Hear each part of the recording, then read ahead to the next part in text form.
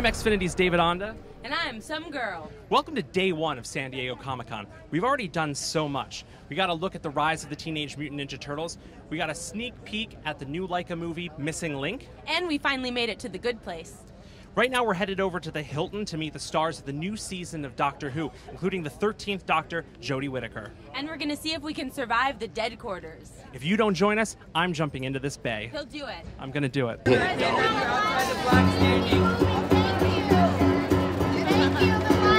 Jim Steranko was one of the early people in Comic-Con history, and he designed the logo, the eyeball.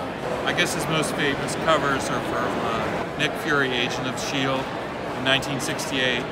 It was a comic book that Stan Lee was just going to throw away, and he said to Jim, "Do what you will, have fun with it."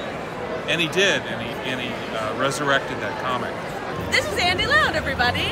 Say hello. Hi. Folks at home. I am here at Comic-Con. Yes. Yes. And what are you here for? What is like your number one thing? You know, some people come for the panels, some come for the toys. I just like the atmosphere. Seeing people be passionate about what they believe in, that's the attitude that makes heroes. I love you.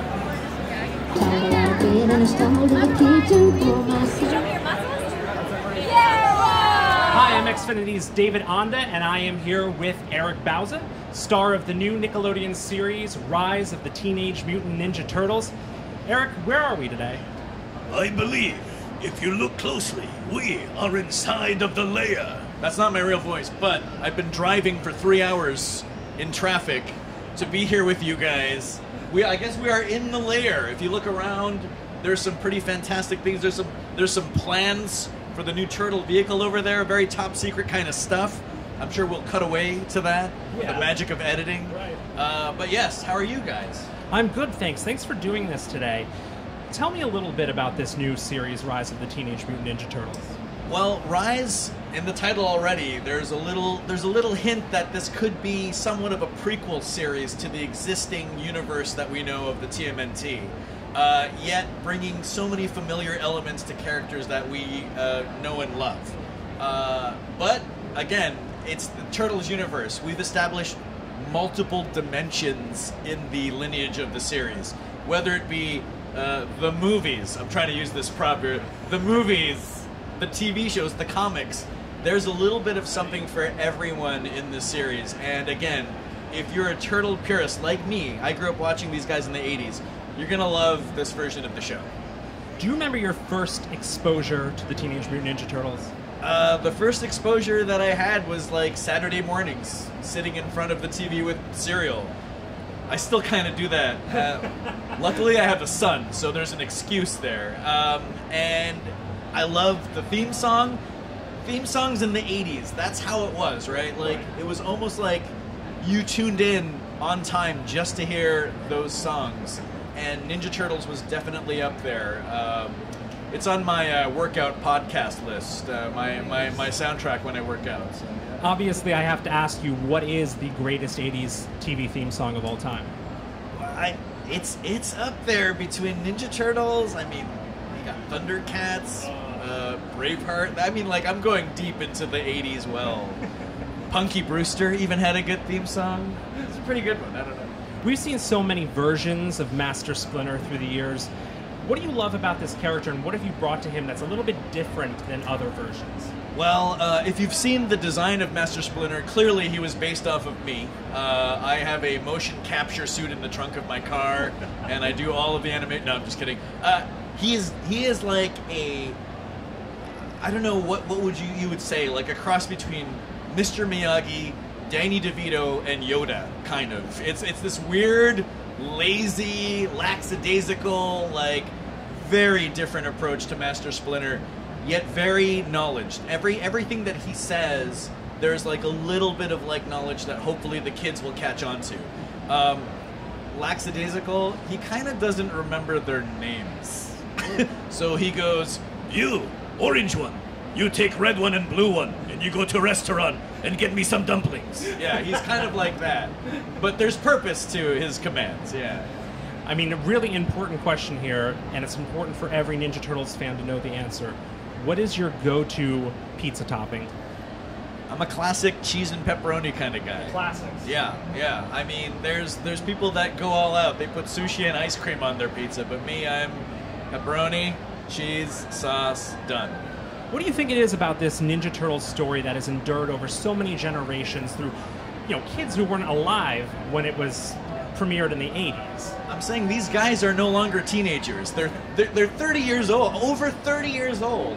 We established that like at the beginning of the year. We did the whole Facebook Live event, and I was talking to Kevin Eastman.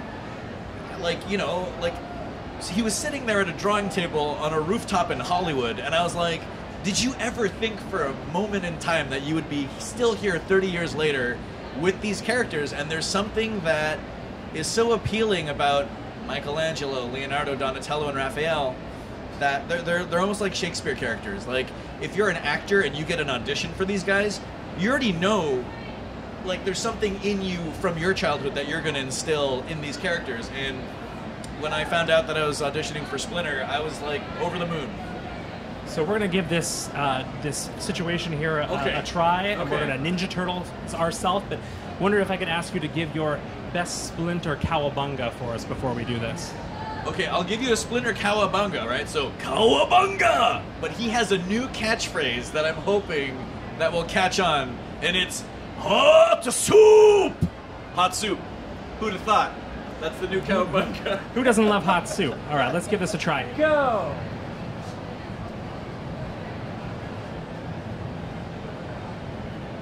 It's processing. Going. The final one show up here. Okay. Oh yeah, there. Oh man, we nailed it. So good. And here we are again. Thanks so much for taking the time. Absolutely, I really guys. appreciate it. So thank you guys so very much, and enjoy the rest of your con. And you can say Comic-Con into your X1 voice remote and watch Rise of the Teenage Mutant Ninja Turtles this week. Thanks. For myself a cup of ambition, your instruction try to come to life. Hi guys, we're here at Comic-Con with Janet and Bad Janet, also known as Anna and Annalisa. Oh, okay. So that's awesome. And you guys are obviously here for the good place, but what else are you trying to see? I would love to see Dr. Who's panel. Dr. I think Who's that's panel. awesome. Absolutely. Brooklyn Nine-Nine is Brooklyn mine. Nine-Nine. Oh, yeah. Cool. So you guys are pumped. You're going to be here all 3 days? Yep, whole time. Okay, cool. Exciting. Maybe we'll see you again. Thank you guys for talking to us. And yeah, enjoy the con. Okay, bye guys. Thank you.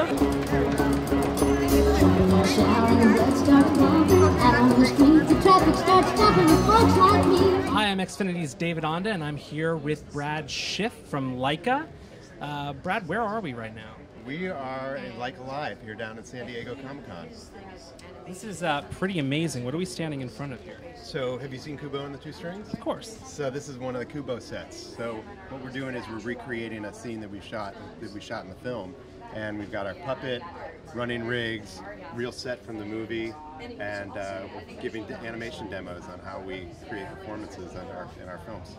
I'm sure one of the questions you get asked the most is, or comments you get the most is, I didn't realize the sets were so big.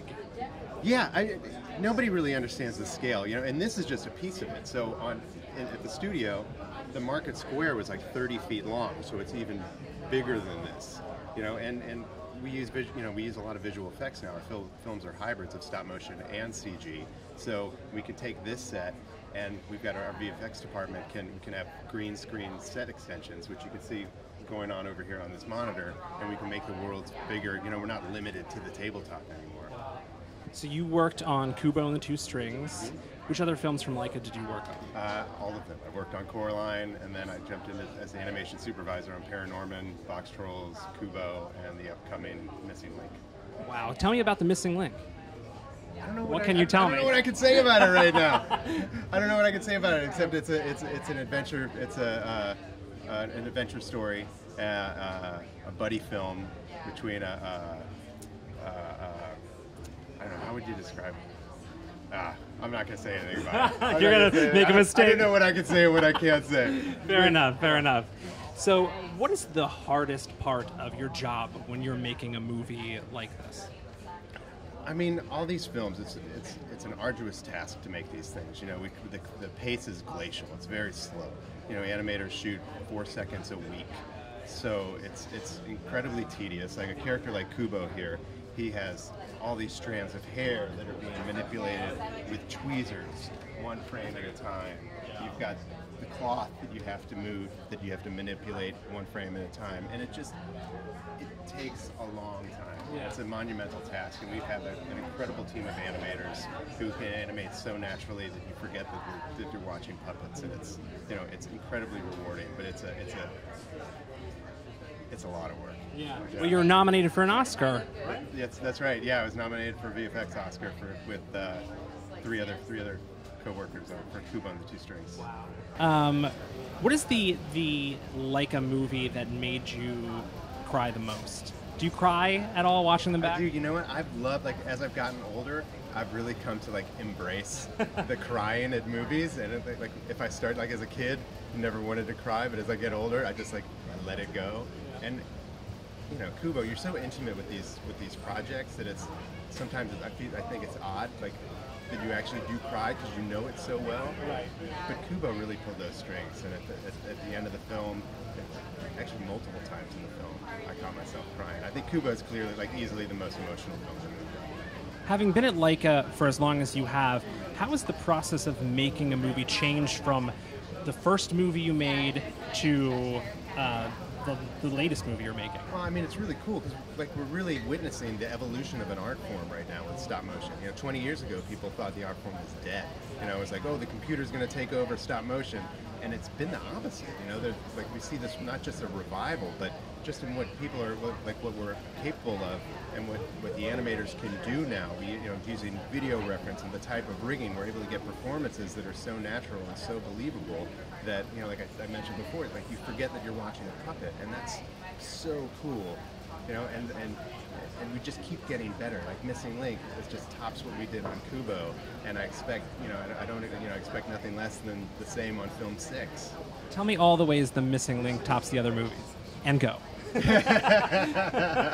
And what is the movie that made you want to be an artist and make movies like this? Oh my gosh, it probably goes back to being a kid and watching Ray Harryhausen movies. And Stranger, everybody will say, it was 7 Voyages of Sinbad or Jason and the Argonauts. But for me, I don't remember those when I was a kid. And for me, it was Clash of the Titans. Oh, of course. And I don't know if I really even understood stop motion. I just thought it was really cool. And then I was inspired, clearly, I always gravitated to the Christmas, the Rankin and Bass Christmas specials, and then Will Vinton's, the California Raisins, and and the Christmas, the claymation Christmas specials, and all that kind of stuff. Those were the things that really sort of got my creative juices going and made me want to do stop motion. I have Will Vinton's Christmas special on DVD. It's my most cherished, rare, obscure DVD. It's my favorite thing. I can't believe you just mentioned it. That's awesome. But this Leica was born out of Will Vinton's, the work he did, wasn't it? That's right, yeah. So Leica, Will Vinton Studios evolved into Leica. So they rebranded back in 2006, I believe. And yeah, and here we are 5 films later. Amazing. So much better than those California Raisins, right? I mean, those are pretty sweet too. They were. But yeah, this is better than California Raisins. Great. Well, thank you so much for taking the time today. I appreciate it. Thank you. Working hard to hide, what a way to make a living, getting by. Thanks for joining us for day 1 of San Diego Comic-Con. We are absolutely exhausted. So exhausted we had to get this awesome chariot from the Orville to take us to our next destination so we don't have to walk anymore. So now we're headed to the red carpet for Breaking Bad and Better Call Saul. Orville, onward! Just say Comic-Con into your Xfinity X1 voice remote to see even more from this year's con.